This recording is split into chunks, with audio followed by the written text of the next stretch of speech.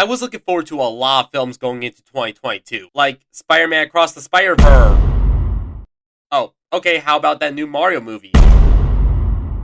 Well, Bumblebee was a pleasant surprise. Maybe the next Transformers will be. At least Aquaman looks. Batgirl could be fun. The Flash? Oh god, maybe not right now. Well, then what is there? Yeah, 2022 was a weird year for cinema, where the bad was really bad, the good stuff was incredible, and there were a ton of disappointments or divisive films between. But as I said, the good stuff that came out this year was awesome. Some of the most creative, entertaining, and impressively crafted films I've seen in quite some time. This year felt like a true return to classic cinema every now and then, and there are 15 films I watched that really stuck out among the rest, and I consider to be the best of the year. But before we talk about them, I have some honorable mentions that I want to give a shout out to that either almost made the list, or I haven't seen yet at the time I'm making this video that might have made the list. The new Scream movie last year was a fun surprise and an effective revival for the franchise. Werewolf by Night and the Guardians of the Galaxy holiday specials are both under an hour long and are technically TV specials, so I don't think they count for the list, but I really loved both of them. I haven't seen The Menu yet, but it looks great. Pearl looks cool, Babylon looks neat, Funny Pages and Vengeance seem interesting, Senior seems to be amazing. I've heard good things about Tar, After Sun, and 13 Lives. All Quiet on the Western Front looks phenomenal, but I haven't gone to it yet. I also haven't seen The Whale, but that also looks really good. See How They Run was pretty underrated. And Fire of Love was a mesmerizing watch and a fantastic tribute. But since it's more of a documentary, I also don't think it counts, but it would be pretty high up if it did. Anyways, that's all for the honorable mentions. Here are my picks for the top 15 best films of 2022. And if you disagree, that's cool. Film is subjective and all. Feel free to leave your own list in the comments below. Alright, that's enough stalling. Let's get into it. But then again, Bullet Train was pretty good. Maybe I should give it a shout out. Get on with it. Come on, get on with it. Okay, never mind. Let's just get on with it. Number 15. Could I get the number 15? So remember back in September when I promised I would do my first requested review? Well, I finally chose it, so I'll keep this bit short. But Baz Luhrmann's Elvis was awesome. This just might be my favorite film from Baz yet. I'm normally not a fan of his overwhelming presentation style, but here it fits the flashy personality of Elvis so perfectly, and it definitely allows the film to stand out from other standard musical biopics. Austin Butler is also above phenomenal in the leading role, from his acting to his singing. Elvis is one of the biggest icons in music history, and he portrays him so perfectly that it dumbfounds me. This just might be one of the best performances I've seen all year, and I hope to see him in more major roles in future movies. I also love the framing device of this film. It's told through the eyes of Elvis's manager, Tom Parker, as he reflects on his life and how he brought the world this music icon. But he keeps trying to convince himself that he was the good guy of the story, despite all the emotional abuse he put the star through, and it's really intriguing. I guess if I had any issues with the film, it's that while Tom Hanks' performance is decent, his accent is just plain bad and really distracting. And it causes his performance to come off as unintentionally funny at times. Although if I had a nickel for every time there was a movie where Tom Hanks with an accent helped Elvis excel at his career, I'd have 2 nickels. Which isn't a lot, but it's weird that it happened twice. And at 2 hours and 40 minutes, the film can definitely overstay its welcome. But as I said, I'm saving this one for my upcoming 100 subscriber special, so I'll talk more about it in that video. I'm going to be honest, Phase 4 of the MCU was a bit of a mess. I love Marvel, but their recent content has been hit or miss, which is why it makes me so happy that Black Panther Wakanda Forever turned out as great as it did. I can't imagine how hard making this film must have been for Ryan Coogler and the entire team behind this, but they really pulled through and set this phase out on such a high note. The film could have been shortened down a little, the visuals aren't perfect, and there are a couple of plot lines that could have been cut down so the narrative could feel tighter or more focused, but damn, for every 2 things this movie got wrong, it got 4 more things so right. This movie has such interesting looks into concepts like loss, grief, and how to move forward, all while being a perfect tribute to the late Chadwick Boseman. I also love how this film took the slower, more serious route it needed to make its themes and character development more impactful and stick to a consistent tone. The set and costume designs are also top-notch and bring so much life into the setting of this film.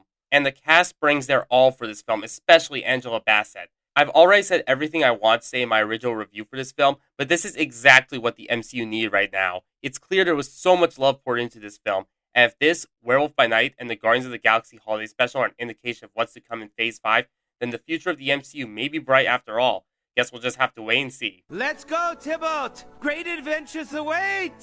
You guys, I have my doubts, but the new Pinocchio movie was amazing. Oh god, no, not that one, the other one! Father, when can I leave to be on my own? I've got the whole world to see. No, the other one. Huh, I've never even heard of that one. I was actually talking about Guillermo del Toro's Pinocchio. This has been del Toro's passion project for years, and my god, the work paid off. Every frame of this movie is crafted with so much love and care. It's clear del Toro has a strong connection with the original source material, and his signature storytelling and art style fits the strange fantasy world of Pinocchio so perfectly. The stop motion is also insanely impressive. The character designs of the humans and especially the creatures look fantastic. Everything moves so fluidly, the sets are filled with detail, the crisp fall color palette is a nice touch, and the way the camera follows the characters during a few long takes can be truly mesmerizing. Also, just the idea of retelling the story of the living puppet with actual puppets, that's genius. Why this story was told in live action for so long will always be a mystery to me. This was a story made exclusively for the medium of animation, and I'm so glad del Toro gets that. The film is also fearless when it comes to going into some heavy subject matters and themes to tell its story. Remember in my review of Disney's live-action remake when I said Geppetto apparently has a son who passed away, and he made Pinocchio in his memory only for the film to not use that potentially interesting conflict? Well, guess what? Guillermo must have listened to me because his character completely revolves around that concept in this film. Geppetto's arc of learning to accept and love Pinocchio as a son while also grieving is such an engaging conflict that shows off a fresh new side to this character. And unlike every other adaptation I've seen of this story, the film gives Geppetto and Pinocchio time to bond before he sets out his misadventures. And it's so wholesome to see Geppetto overcome his grief and learn to love his new son and understand his role as a father. And that's just one of the many great themes in this film. And they're all treated with the same care with bits of dark humor between to keep the fairy tale setting fun to watch as it is dark. So the movie is both enjoyable and thought-provoking for adults, but can also be watched and appreciated by kids. I also love how they handled Pinocchio's character in this. It's amazing to see him go from questioning if he should be alive, as he thinks he's making the lives of everyone else around him a burden, only to see he's making the lives of those he encounters and shows love for better. And Gregory Mann does a phenomenal voice performance as the character. And damn, his singing voice is amazing. And I don't know whose idea was to cast Obi-Wan as the cricket, but whoever thought of it needs a raise and a promotion. He was perfectly cast in that role. Really, all the voice actors did a fantastic job. I guess if I had anything negative to say about the film, it's that the plotline of Pinocchio becoming the main attraction of a circus goes on for a little longer than it should have, if the film wanted to tell the classic story format of him getting into different bizarre situations. And the songs aren't the best. Most of them are pretty basic or don't add anything to the narrative, with the only exceptions to this being Ciao Papa and Better Tomorrows, which wasn't amazing by any means, but was a nice classic Broadway jingle to wrap up the film. I'm so happy Del Toro finally got to put this out for the world. This wasn't just a love letter to the original fairy tale. This felt like a love letter to animation as a medium. Based on Guillermo's Golden Globe speech, it's clear he loves animation with a passion, and I really hope we get to see more animated films from him in the future. I can definitely see this being considered an instant classic in the realm of animation, and maybe go on to become a timeless classic. Take notes, Disney. Lots of them. But I'm dead. Yes, and you're terrible at it! Of all the films I've seen last year, Puss in Boots: The Last Wish was easily the biggest surprise out of all of them, since DreamWorks' recent output has ranged from decent fun to burn it with fire. So I went into this with some pretty low expectations, but my god, this was such a fun ride from beginning to end. I've always found the way DreamWorks explores themes of identity crisis in their films and how they craft sequels that are arguably better than the original to be the studio's strongest asset. And for the first time in years, they carried those strengths over to this film perfectly. This film has a really interesting look into Puss in Boots as a character, as he's thrown into a situation that challenges him living up to his own legend while worrying about his mortality. And there are some strong emotional moments throughout the film as his fear of death grows and he struggles with his internal conflicts. The script never holds back with how nuanced its themes can be expressed, and isn't afraid to get dark and even existential at times, and I really love that. It allows the emotional beats to hit just as strong as they did in the studio's early days, while conveying its themes with subtlety yet still effectively. The film also tries to handle so many plotlines and characters at once, including having 3 villains, and yet never feels overstuffed. Everything just contributes perfectly to creating an over-the-top race to the treasure storyline the film goes for. And the characters get a surprising amount of development despite how many of them there are. I don't think there's a single unlikable or annoying character in this, which is rare for an animated film like this these days. Everyone is lovable in their own unique way. And my god, they did not have to go so hard on the animation, but they did anyway. The film has this great Spider-Verse look to it on top of a colorful fairy tale aesthetic, and makes every scene just stick out so much. All of the action scenes in this are filled with so much life and are flat out stunning from a visual and blocking perspective, especially the opening and final confrontation with death near the end. It's clear there is a strong direction behind every action sequence, and they're nothing less than thrilling. The comedic timing in this film is also golden. The visual gags combined with the great attempts at humor rarely miss. This film keeps delivering on non-stop comedy, and there are barely any weak jokes present. The quest can feel like it's taking too long to get started. Some character arcs could have been introduced earlier in the film, and there are one or two jokes that didn't land perfectly. But other than that, this movie surpasses the original in every aspect while also resurrecting the Shrek franchise in an exciting, original way. This one definitely earned the high amount of praise it got, and if DreamWorks keeps putting out more films like this, they think we could be seeing a true renaissance from them. Let's just hope they don't mess it up off. They set out on a 5-movie-long journey to find the Avatar, but in the end, they found out the real Avatar was the Avatar they made along the Avatar. Am I really going to rank Avatar The Way of Water over Puss in Boots too? Of course I am! It's incredible that in the span of less than a year, I've gone from someone who dislikes Avatar and finds it overrated, to someone who finds it underrated and loves the experience of watching them. But I guess that's what I get for doubting James Cameron. Even though I still prefer the original Avatar, The Way of Water is still a mind-blowing experience that lives up to its grand ambitions. Between this and one other film coming up on this list, this is one of those rare films that released last year that could appeal to anyone. Just like the original movie, this film tells an easy-to-follow story that focuses on expanding the world and establishing a whole new region of Pandora, while also fleshing out its characters more than the original movie did. And Cameron once again made the clever choice of having the story be framed around Jake's family learning the rules of a new Na'vi tribe. And as they learn, the audience learns. And as they come to love the world, so does the audience. All leading up to that sensational action finale that easily stands as one of the best third acts in any film last year. I also love how the characters are established and developed in this film. Like Jake going from a carefree father only for the militaristic side of him to come back after all these years once the Sky People return. And Kiri's arc of struggling to understand how she's spiritually connected to Pandora is so fascinating. And yeah, the visuals are groundbreaking and unlike anything done before. I don't think I even need to mention that. Also, this movie made me miss seeing films in 3D, which I never thought I missed to begin with. The film can feel like it's stretching out its thin concept at over 3 hours until it feels like the second act is a bunch of underwater shenanigans. The first act could have had a stronger emotional hook, and the high frame rate can make the visuals hard to admire at a few points. But my god, Cameron knows just how to create an unforgettable, immersive sci-fi experience, and between this franchise making a comeback, and Dune Part 2 being right around the corner, we just might be seeing a return to big-budget sci-fi films. And I'm actually excited to see what Cameron has in store for these sequels, which I wasn't interested in until now. Definitely see this one while it's still in theaters. You won't regret it. The shell knows all! Okay, technically I'm cheating with this one since it's marked as a 2021 film, but that's because the film premiered at the Telluride Film Festival that year. It wasn't until 2022 where A24 distributed the film for the public. But since it didn't get a wide release in any country until last year, I think it's safe to count it as a 2022 film. Anyways, with that said, holy crap, Marcel_the_Shell is the most wholesome film I've seen since Paddington 2. And when I'm comparing a feel-good film to Paddington 2, that's how you know this film is amazing. I don't know if I have as much to say about this movie as much as the other films on this list. This is just a simple, wholesome, funny, incredibly charming, and adorable experience that takes full advantage of its strange and wacky concepts to make for a cute story about a shell boy finding his family. But it's also pretty thought-provoking and creative at heart. I absolutely love the framing device of this movie. The entire film is made in this mockumentary style, and not only does it allow us to pick up on the world building for these shell societies and make the journey more engaging to watch, but it also allows us to get a full look into Marcel's character and lifestyle. It's a very creative style to tell the story in, and the concepts present in the film give the movie so much distinct personality compared to other animated hybrids in the past. Also, thank God this film didn't glamorize the internet or modern trends for the sake of creating a heartwarming moment or for the sake of how do you do fellow kids humor, despite modern internet culture playing a part in this film's story. Marcel gets an online following, but this doesn't end with a giant montage of the world getting united by one inspirational viral video,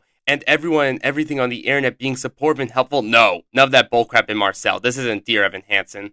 Oh my god! This movie has one of the most realistic takes and commentary on the modern internet I've seen in a film with that concept. And if it's not obvious through all the clips I'm showing, the character designs are quirky and creative, and the animation in general looks really impressive, especially when the stop-motion puppets are moving alongside real actors. The only times when the animation looks anything below gray is when a random CGI bug or animal shows up, but those are pretty rare occurrences, and the animation is distinct and innovative for the grand majority of the film. Marcel is such a lovable protagonist who's impossible not to love, and I really like the voice Jenny Slate does for the character. It's very cute and distinct from her other voice performances. The humor and emotional beats also land really well. Just like Pinocchio, this film tackled some heavy subjects near the third act about growing up, loneliness, community, and lost family, and they're conveyed in such a down-to-earth and loving way. This is definitely one of those hidden gems of last year, and is a film that's just so easy to get into thanks to its charm, creativity, and how emotionally complex it can be. I see an extremely talented director in Dean Flesherkamp, and I can't wait to see what he does next. Normally I don't like shells.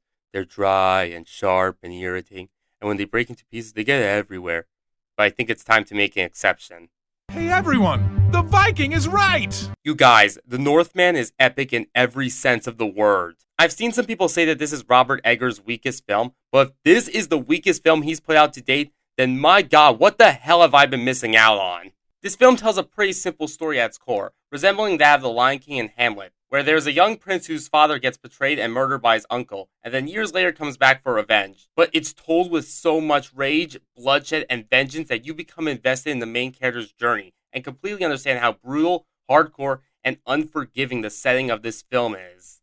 The action in this film is completely filled with brutality and unsettling gore, but it's filmed and executed to where it's so visceral and horrific that you can't look away. There are so many great editing tricks and stunning work with the cinematography done during these sequences, and it makes every fight scene as intense and gripping as it needs to be. There's also a fantastic example of a dark character study with the protagonist, where on top of his quest for revenge, he has a personal journey of self-discovery, while learning the harsh truths of his family legacy that changed the course of his plan, and Alexander Skarsgård is phenomenal in the role. Even though Anna Taylor-Joy as Olga was probably my favorite performance in the film can have some pacing issues during the second act. There were some points when you could tell the studio might have interfered with Eggers' storytelling. And there was a scene early on in the film that momentarily broke the grim, brutal tone that the film was going for. But those flaws couldn't matter less. In my opinion, this movie was everything it wanted to be and lives up to its grand scale and brutality. The fact that this is a studio film honestly blows my mind. This is anything but a straightforward action movie thanks to Eggers' bold storytelling. But if anything, it makes me hopeful that big studios will begin to take interest in hiring well-known art house directors to make big-budget films like this. This is a very difficult film to recommend for obvious reasons, but if you don't mind a slow, character-focused, brutal revenge epic, then you won't be disappointed. I told you! Those clouds are evil!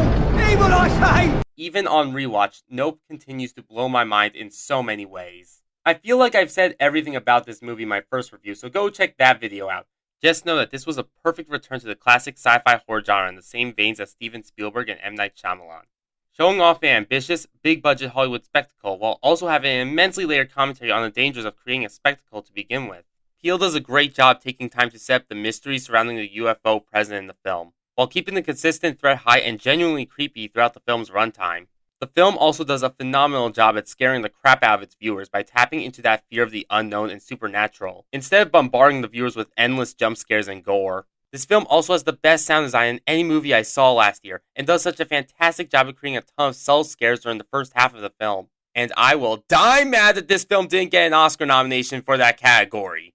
But on another note, the cinematography during the night scenes looks beautiful. It's easy to tell what's going on, and you get a great sense of the scale of the film in almost every shot. Hote van Houtema has secured himself as a legend in the cinematography department. The characters are also so much fun to watch, and the acting from the cast is perfection, especially Keke Palmer and Daniel Kaluuya. And even if some of the characters don't feel like they're getting as fully developed as they deserve, there's never a dull moment with them. And Ricky stands as one of the most interestingly established characters in a film last year. Since this movie can have so many hidden messages and themes to the point where everyone will have their own perspective on the meaning of this film, it can be a pretty divisive movie, but I love it so much, and I don't think I'll ever get tired of watching it, and picking up on new hidden details I haven't noticed before every time. Although I honestly wouldn't be surprised if the Gordy's home incident is the reason why Hollywood never wanted to make a live-action Curious George movie. In that case, it was probably for the best that event happened. Sorry, Ricky, it was for the greater good. Arr! Arr! I cannot think of a single film that came out last year that got me into the experience to the point where I want to scream and cheer like RRR did. This entire film feels like a new frontier in the action genre. There is an endless amount of over-the-top action sequences in this film that left my jaw on the floor every time. The film constantly switches tones, but it never feels tonally inconsistent or gives the viewers whiplash. It all feels like the same movie, and the film does such a great job at getting you attached to its characters and story that any overdramatic melodrama doesn't come across as such.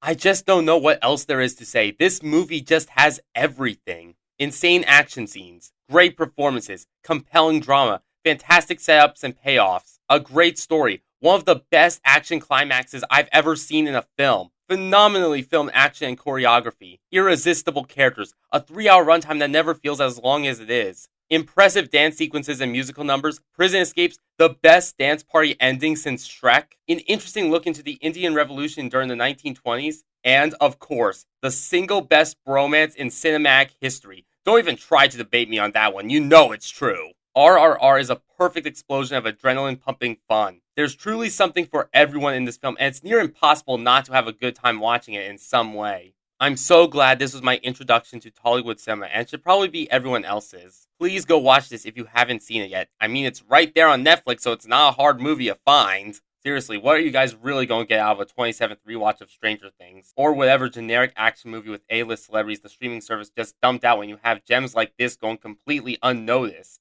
Just fire up Netflix and give it a watch, because if there's one thing this movie doesn't do, it's disappoint. Who always pays their taxes? Not Batman! So back when I reviewed The Batman, I claimed that it might have been the best film of 2022. As you could tell from this film's placement on the list, that statement did not age well. But with that said, this is still the best comic book movie of 2022 by a massive landslide. For the first time since Mask of the Phantasm, Batman gets one of the most fleshed out arcs he's ever gotten, having to deal with the consequences of his actions after just becoming the vigilante of Gotham, only to realize his impact was not the one he intended, and has inspired those betrayed by society for the worst. Matt Reeves does an excellent job at establishing his version of Gotham and how Batman operates as a detective. And even though the movie is nearly 3 hours long, the story and mystery are never dull or boring. You're always on the edge of your seat waiting to find out what direction the narrative will take, and the action sequences are nothing short of exceptional.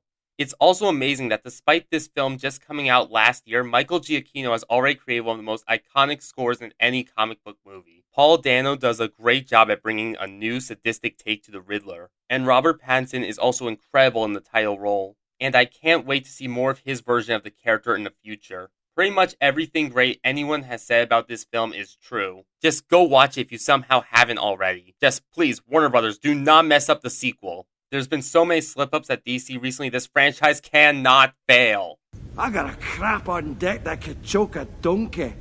Where should I even begin with this one? The Banshees of Inisherin was purely masterful. Martin McDonagh has just outdone himself with this one, and does an indescribable great job at exploring the conflict between his characters, and the growing rift between their friendship as tensions rise and become more violent as one tries to save the bond they had while the other is trying so hard to break it. The character relationships in this film are so fascinating and bring up a ton of hidden themes about the world and how people interact as time goes on, and relationships change for the worst. The cinematography is also top tier and captures the gorgeous landscapes of Ireland flawlessly, and there are some great examples of dark humor used to enhance the storytelling. And this is, without a doubt, the best performed movie I saw last year. Everyone in the cast fully brings out the hardships present in their characters through subtle actions, the rough attitudes or helplessness they portray, and how they make every line of dialogue that comes out of their mouths so believable and real, with Colin Farrell not only bringing out the best performance I've seen from him, but the best performance in any film I saw last year. I went into this film completely blind, and I think that was for the best, so I'm not going to talk any more about this film. Just know that it's pure masterwork that rocked me to my core. Please seek it out. Layers!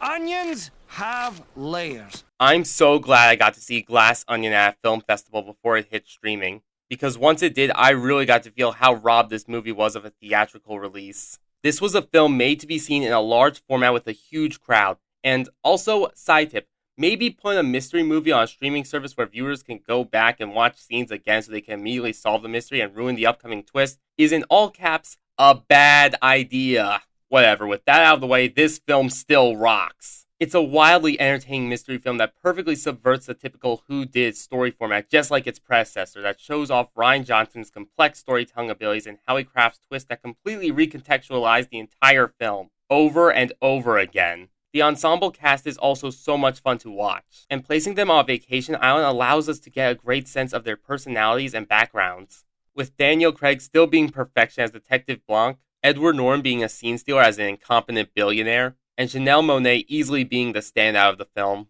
The humor is sharp and witty, the cinematography and set design is impressive, the editing is fun and creative, there's so much attention to detail to the point where everything, no matter how small, has a deeper meaning and plays a part in the overall mystery. It's just such a great time that takes full advantage of its concepts as a glass onion mystery where it seems so layered and complex, but so simple at its core. Yet everything is covered up so perfectly. Honestly, there could be 15 more Knives Out movies and I wouldn't get tired of them. You don't even have to watch the original film to enjoy this one. It works perfectly fine as a fun, standalone mystery film. Definitely give it a watch. It deserves your attention. Calls himself a maverick. Can't call yourself a maverick. Yeah, I think everyone expected this one to be on the list.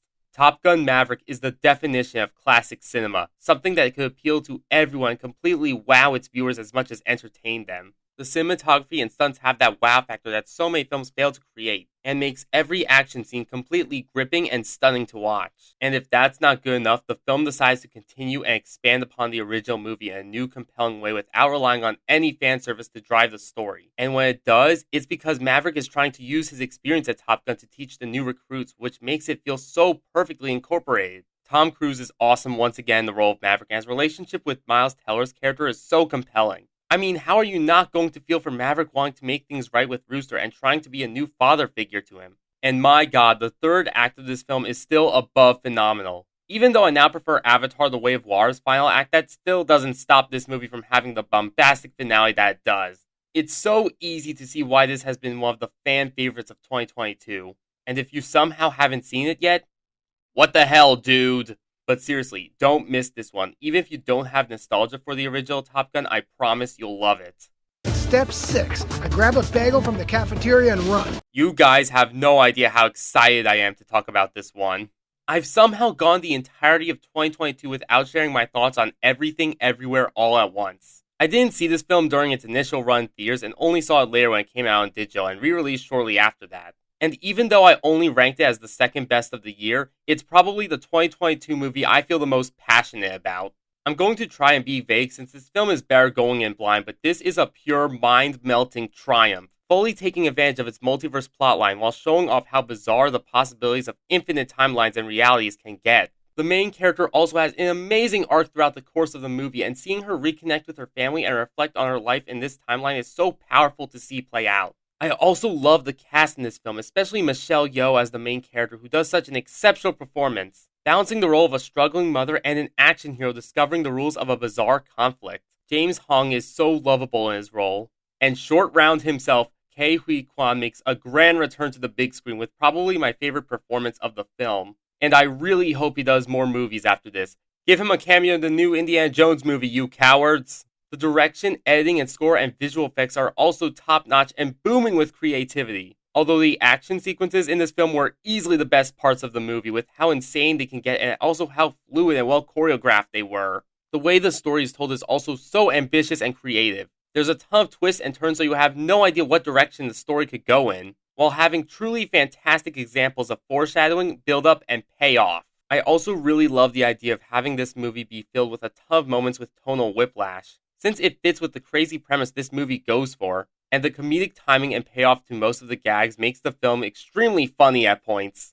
And my god, the final scene in this film is completely mesmerizing, bringing everything the movie threw at the audience in the past 2 hours back together and paying off so many plot lines established earlier in the film, while blending absurdist comedy and raw emotion together so perfectly to make what should have been a simple conclusion feel so grand and masterful. For the love of all things multiverse related, please go watch this film. It's absolutely worth your time and deserves all the love in the world. Just don't forget to breathe. Now, with all that out of the way, It's time for the moment you've been waiting for.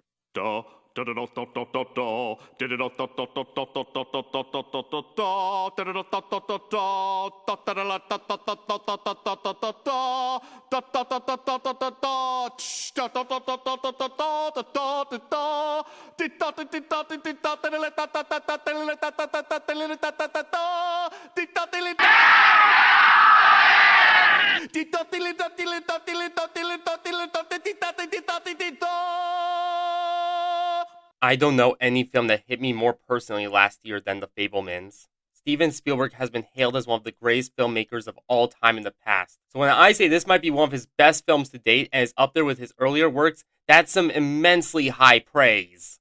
With this film, Spielberg has crafted an exceptionally acted memoir with a shockingly strong emotional core. This film tells its events in such a personal way, recreating the memories from Spielberg's early life with so much vivid sincerity, and are expressed with so many haunting details that makes every emotional beat feel so natural and real, as the family conflicts rise and Sammy Fabelman evolves as a filmmaker.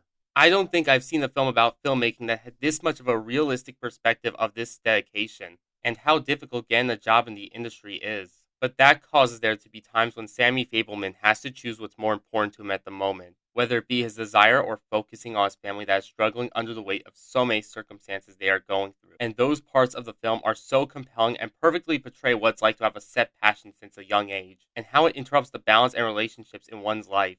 This movie is also a clear love letter to cinema, as it shows how powerful films really are through the impact they can leave on someone or inspire them for the rest of their lives. The performances from the cast are all really strong, and from a technical perspective, the cinematography and visuals are astounding. Spielberg's angles, framing, and camera movements are all here, and give the film a great sense of old-fashioned Hollywood filmmaking. The editing is great, and on top of that, the movie is also extremely charming and funny at a few points. Not to mention, this easily has one of the best ending scenes in a 2022 film, while also incorporating one of the most clever, beautiful shots in any film I can think of. Spielberg has truly outdone himself for this movie, and as someone who has wanted to study and go into filmmaking his whole life, I don't think I've personally connected with the movie this much in so long. I'm so glad Spielberg made this film because not only will I consider it one of his best, but the single best film I saw in 2022. Watching this for the first time is going to be an experience I'll never forget. Something so simple at its core, but told so personally and genuine while having such a brilliant direction behind it. I could probably go on about this film for days, but I feel like I've said everything in my original review for this film, and I really want you all to go watch this movie. It would mean so much to me if more people watched this film and fell in love with it and its story of focused, passionate, hard work like I did. So yeah, those were my favorite films from 2022. Feel free to leave your own list or discuss your favorite films from last year in the comments below. Thanks for watching. If you like this big video celebrating films, I have a ton of reviews on the channel just like this. So if you want to support the channel and see more reviews, be sure to like the video, hit the subscribe button, and ring that notification bell to be notified for any upcoming reviews. What was your favorite part?